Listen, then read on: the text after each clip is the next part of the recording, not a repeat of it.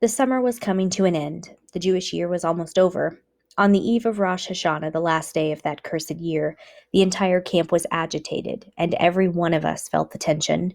After all, this was a day unlike all others, the last day of the year. The word last had an odd ring to it. What if it really were the last day? The evening meal was distributed, an especially thick soup, but nobody touched it. We wanted to wait until after prayer. On the apple plots, surrounded by electrified barbed wire, thousands of Jews, anguish on their faces, gathered in silence. Night was rapidly falling, and more prisoners kept coming from every block, suddenly able to overcome time and space to will both into submission. What are you, my God? I thought angrily. How do you compare to the stricken mass gathered to affirm to you their faith, their anger, their defiance? What does your grandeur mean, Master of the universe, in the face of all this cowardice, this decay, and this misery? Why do you go on troubling these poor people's wounded minds, their ailing bodies?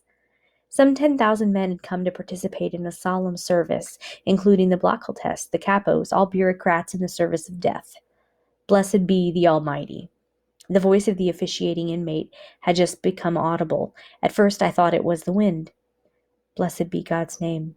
Thousands of lips repeated the benediction, bent over like trees in a storm. Blessed be God's name? Why? But why would I bless him? Every fiber in me rebelled.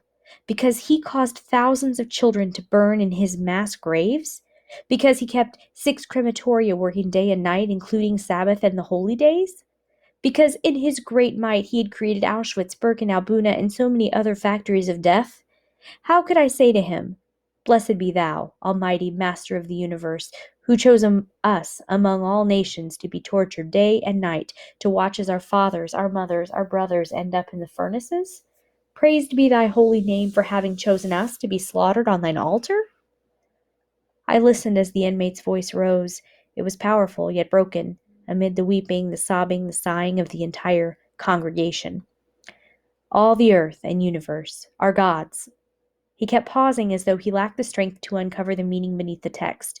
The melody was stifled in his throat, and I, the former mystic, was thinking, yes, man is stronger, greater than God. When Adam and Eve deceived you, you chased them from paradise. When you were displeased by Noah's generation, you brought down the flood. When Sodom lost your favor, you caused the heavens to rain down fire and damnation. But look at these men whom you have betrayed, allowing them to be tortured, slaughtered, gassed, and burned. What did they do? They pray before you. They praise your name. All of creation bears witness to the greatness of God. In days gone by, Rosh Hashanah was dominated in my life. I knew that my sins grieved the Almighty, and so I pleaded for forgiveness. In those days, I fully believed that the salvation of the world depended on every one of my deeds, on every one of my prayers. But now I no longer pleaded for anything. I was no longer able to lament. On the contrary, I felt very strong. I was the accuser, God the accused. My eyes had opened, and I was alone, terribly alone, in a world without God, without man, without love or mercy.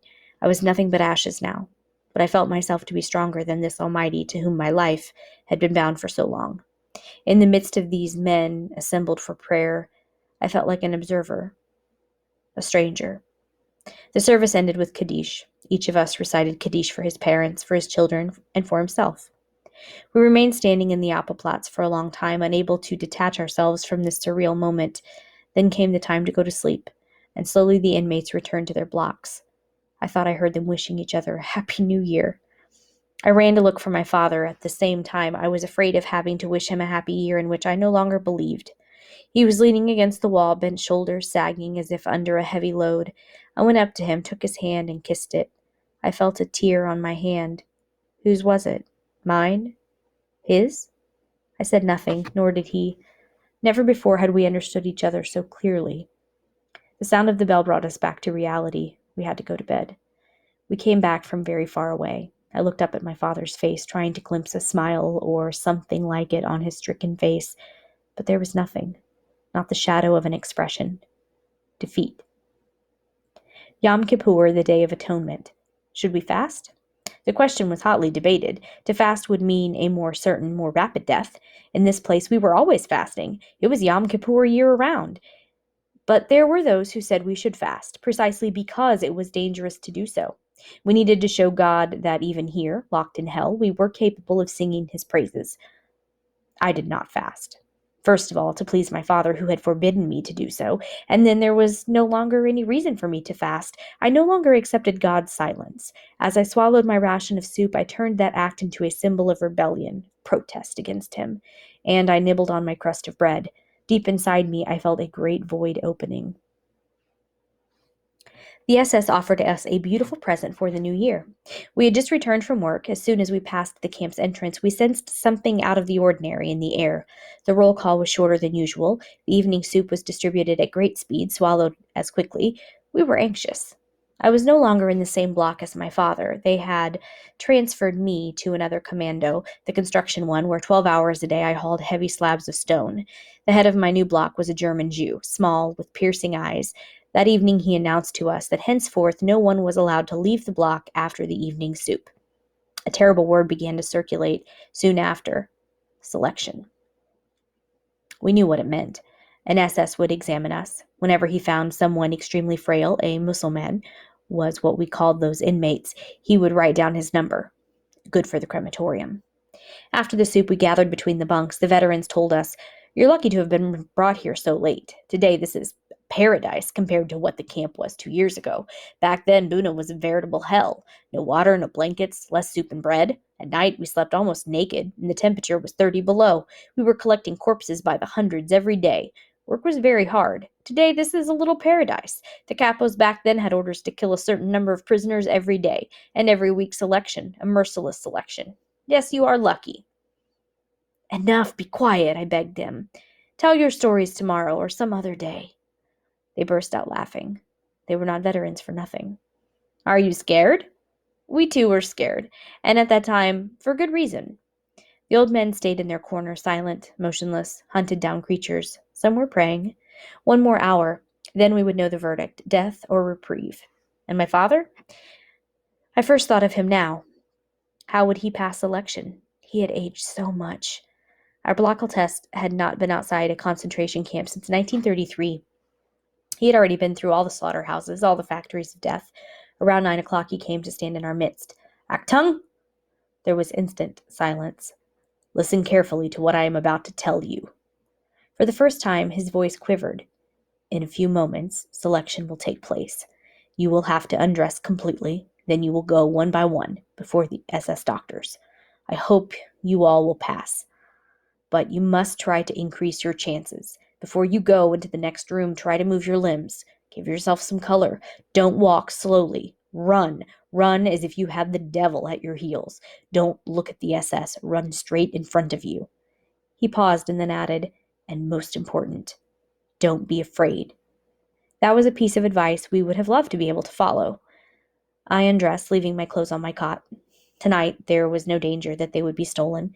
Tibi and Yossi, who had changed commandos at the same time I did, came to urge me. "Let's stay together. It will make us stronger."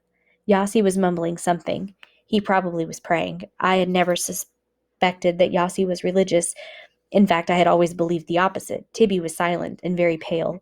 All the block inmates stood naked between the rows of bunks. This must be how one stands for the last judgment. "They are coming!"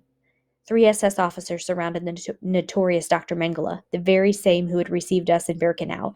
The blockal test attempted a smile. He asked us, "Ready?" Yes, we were ready. So were the SS doctors. Dr. Mengele was holding a list, our numbers. He nodded to the blockal test. "We can begin," as if this were a game.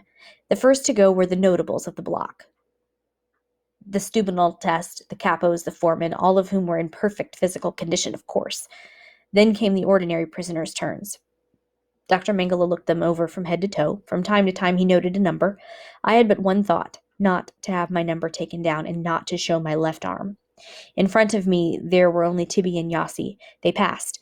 I had time to notice that Mengele had not written down their numbers. Someone pushed me. It was my turn. I ran without looking back. My head was spinning. You are too skinny. You are too weak. You are too skinny. You are good for the ovens. The race seemed endless. I felt as though I had been running for years. You are too skinny. You are too weak. At last I arrived, exhausted. When I had caught my breath, I asked Yossi and Tibby, "Did they write me down?" "No," said Yossi. Smiling, he added, "Anyway, they couldn't have. You were running too fast." I began to laugh. I was happy. I felt like kissing him. At that moment, the others did not matter. They had not written me down. Those whose numbers had been noted were standing apart, abandoned by the whole world. Some were silently weeping. The SS officers left. The Blockle test appeared, his face reflecting our collective weariness. "It all went well. Don't worry. Nothing will happen to anyone. Not to anyone." He was still trying to smile. A poor emaciated Jew questioned him anxiously, his voice trembling. "But, sir, they did write me down." At that, the Blockle test vented his anger. "What, someone refused to take his word? What is it now? Perhaps you think I'm lying? I'm telling you, once and for all, nothing will happen to you. Nothing. You just like to wallow in your despair, you fools." The bell rang, signaling that the selection had ended in the entire camp. With all my strength, I began to race towards Block 36. Midway, I met my father. He came toward me. "So did you pass?" "Yes, and you?" "Also." We were able to breathe again. My father had a present for me. A half ration of bread, bartered for something he had found at the depot, a piece of rubber that could be used to repair a shoe. The bell, it was already time to part, to go to bed. The bell regulated everything. It gave me orders, and I executed them blindly. I hated that bell. Whenever I happened to dream of a better world, I imagined a universe without a bell. A few days passed. We were no longer thinking about the selection. We went to work as usual and loaded the heavy stones onto the freight cars. The rations had grown smaller. That was the only change. We had risen at dawn as we did every day. We had received our black coffee, our ration of bread. We were about to head to the workyard as always. The Blockle test came running. "Let's have a moment of quiet. I have a list here of numbers. I shall read them to you. All those called will not go to work this morning. They will stay in camp." Softly he read some 10 numbers. We understood. These were the numbers from the selection. Dr. Mengele had not forgotten. The Blockle test turned to go to his room. The 10 prisoners surrounded him, clinging to his clothes. "Save us! You promised! We want to go to the depot. We are strong enough to work. We are good workers. We can. We want." He tried to calm them, to reassure them about their fate, to explain to them that staying in the camp did not mean much, had no tragic significance. "After all, I stay here every day." The argument was more than flimsy. He realized it, and without another word locked himself in his room. The bell had just rung. "Form ranks!" Now it no longer mattered that the work was hard. All that mattered was to be far from the block, far from the crucible of death, from the center of hell. I saw my father running in my direction. Suddenly I was afraid. "What is happening?" He was out of breath, hardly able to open his mouth. "Me too. Me too. They told me too to stay in the camp." They had recorded his number without his noticing. "What are we going to do?" I said anxiously, but it was he who tried to reassure me. "It's not certain yet. There's still a chance. Today they will do another selection, a decisive one." I said nothing. He felt his time was running out. He was speaking rapidly. He wanted to tell me so many things.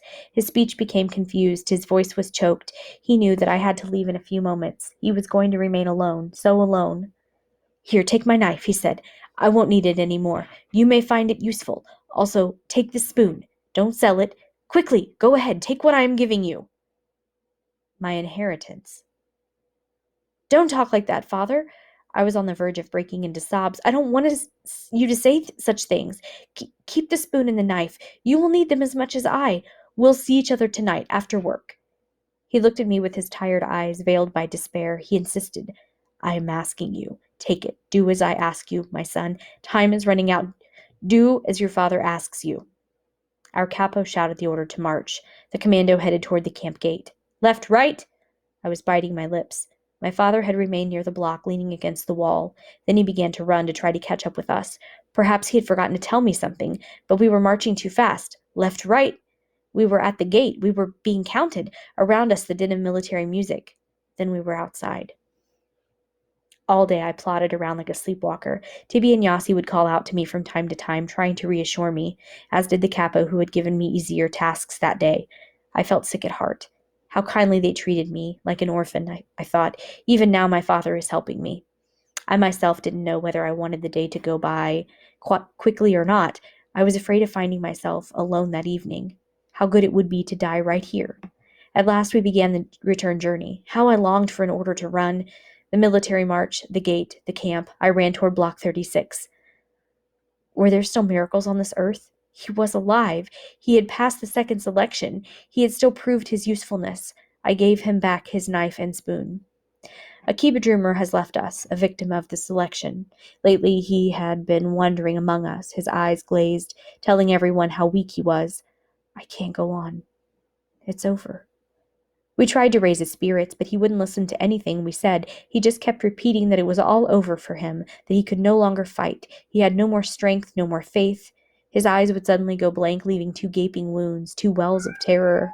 He was not alone in having lost his faith during those days of selection. I knew a rabbi from a small town in Poland.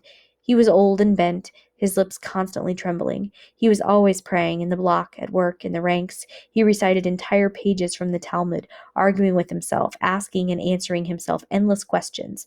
One day he said to me, "It's over. God is no longer with us." And as though he regretted having uttered such words so coldly, so dryly, he added in his broken voice, "I know.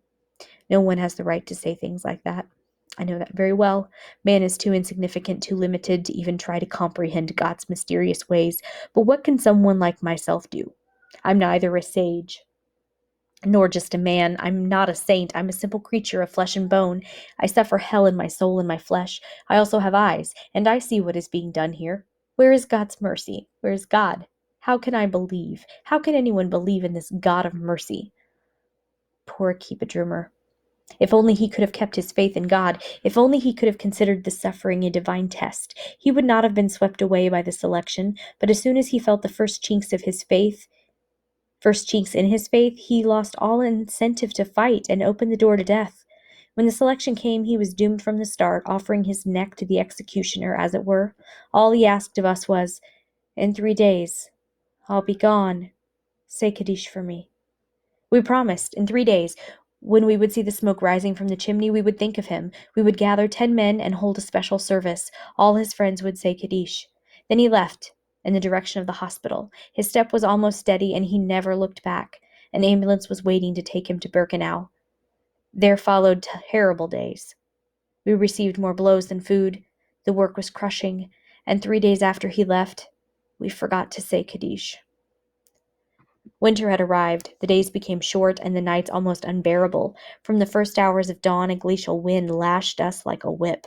We were handed winter clothing, striped shirts that were a bit heavier. The veterans grabbed the opportunity for further sniggering. "Now you really get a taste of camp."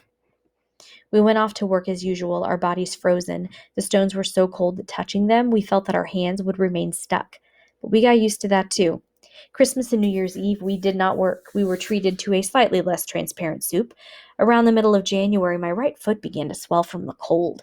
I could not stand on it. I went to the infirmary. The doctor, a great Jewish doctor, a prisoner like ourselves, was categorical. "We have to operate. If we wait, the toe and perhaps the leg will have to be amputated." That was all I needed. But I had no choice. The doctor had decided to operate, and there could be no discussion. In fact, I was rather glad that the decision had been his. They put me in bed with white sheets. I had forgotten that people slept in sheets. Actually, being in the infirmary was not bad at all. We were entitled to good bread, a thicker soup, no more bell, no more roll call, no more work. From time to time I was able to send a piece of bread to my father. Next to me lay a Hungarian Jew suffering from dysentery. He was skin and bones. His eyes were dead. I could just hear his voice, the only indication that he was alive. Where did he get the strength to speak? "Don't rejoice too soon, son. Here, too, there is selection. In fact, more often than outside. Germany has no need of sick Jews. Germany has no need of me. When the next transport arrives, you'll have a new neighbor. Therefore, listen to me. Leave the infirmary before the next selection." These words, coming from the grave as it were from a faceless shape, filled me with terror. True, the infirmary was very small, and if new patients were to arrive, room would have to be made.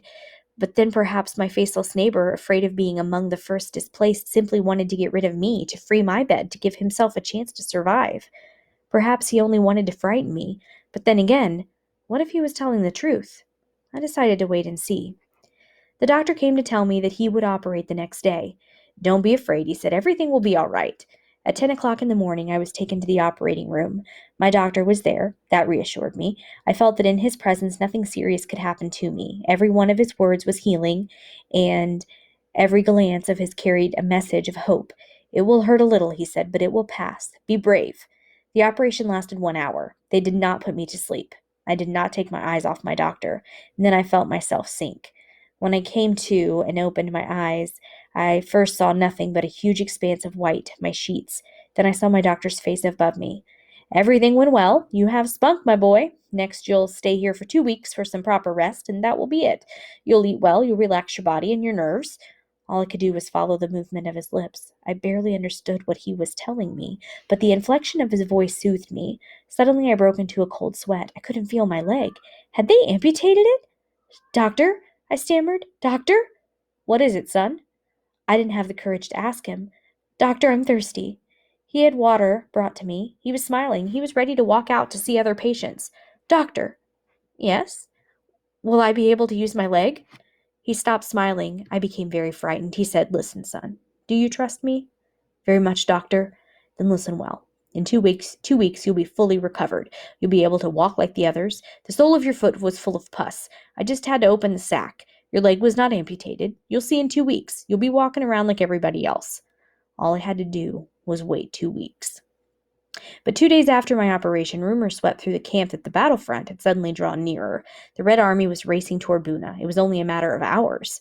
We were quite used to this kind of rumor. It wasn't the first time that false prophets announced to us peace in the world, the Red Cross negotiating our liberation, or other fables, and often we would believe them. It was like an injection of morphine. Only this time, these prophecies seemed more founded. During the last nights, we had heard the cannons in the distance. My faceless neighbor spoke up. Don't be deluded. Hitler has made it clear that he will annihilate all Jews before the clock strikes 12. I exploded. What do you care what he said? Would you want us to consider him a prophet? His cold eyes stared at me. At last he said wearily, I have more faith in Hitler than in anyone else. He alone has kept his promises, all his promises to the Jewish people.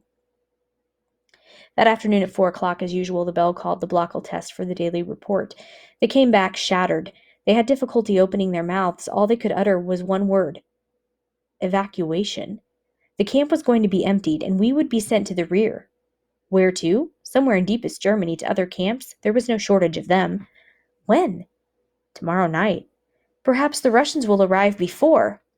Perhaps. We knew perfectly well they would not. The camp had become a hive of activity. People were running, calling to one another. In every block, the inmates prepared for the journey ahead. I had forgotten about my lame foot. A doctor came into the room and announced, Tomorrow night, right after nightfall, the camp will start on its march. Block by block, the sick can remain in the infirmary. They will not be evacuated. That news made us wonder. Were the SS really going to leave hundreds of prisoners behind in the infirmaries pending the arrival of their liberators? Were they really going to allow Jews to hear the clock strike 12? Of course not. All the patients will be finished off on the spot, said the faceless one, and in one last swoop thrown into the furnaces. Surely the camp will be mine, said another. Right after the evacuation, it will all blow up. As for me, I was thinking not about death, but about not wanting to be separated from my father. We had already suffered so much, endured so much together. This was not the moment to separate. I ran outside to look for him. The snow was piled high, the block's windows veiled in frost. Holding a shoe in my hand, for I could not put it on my right foot, I ran, feeling neither pain nor cold. What are we going to do?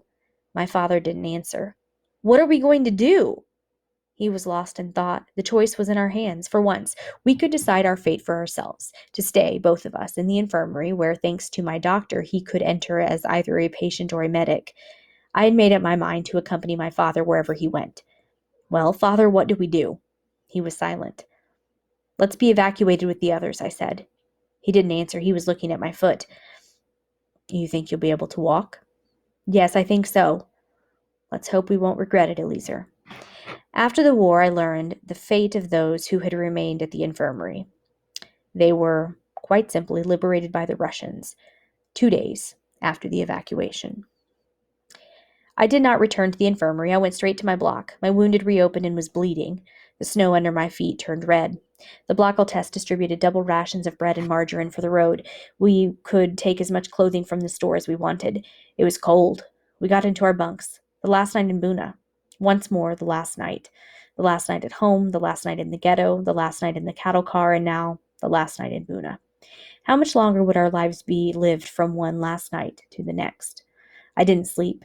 Through the frosty window panes, we could see flashes of red. Cannon shots broke the silence of night. How close the Russians were. Between them and us, one night, our last. There was whispering from one bunk to the other. With a little luck, the Russians would be here before the evacuation. Hope was still alive. Someone called out, "Try to sleep. Gather your strength for the journey." It reminded me of my mother's last recommendations in the ghetto, but I couldn't fall asleep. My foot was on fire. In the morning, the camp did not look the same. The prisoners showed up in all kinds of strange garb. It looked like a masquerade. We each had put on several garments, one over the other, to better protect ourselves from the cold. Poor clowns, whiter than tall, more dead than alive. Poor creatures whose ghostly faces peeked out from layers of prisoners' clothes. Poor clowns. I tried to find a very large shoe. In vain. I tore my blanket and wrapped it around my foot. Then I went off to wander through the camp in search of a little more bread and a few potatoes. Some people said we would be going to Czechoslovakia. No, to Gross Rosen. No, to Gleiwitz. No, to 2 o'clock in the afternoon. The snow continued to fall heavily. Now the hours were passing quickly. Dusk had fallen. Daylight disappeared into a gray mist. Suddenly the Blockel test remembered that we had forgotten to clean the block. He commanded 4 prisoners to mop the floor. 1 hour before leaving camp. Why? For whom? For the liberating army, he told us. Let them know that here lived men and not pigs. So we were men after all? The block was cleaned from top to bottom. At 6 o'clock the bell rang, the death knell, the funeral. The procession was beginning its march. Fall in quickly. In a few moments we stood in ranks, block by block. Night had fallen.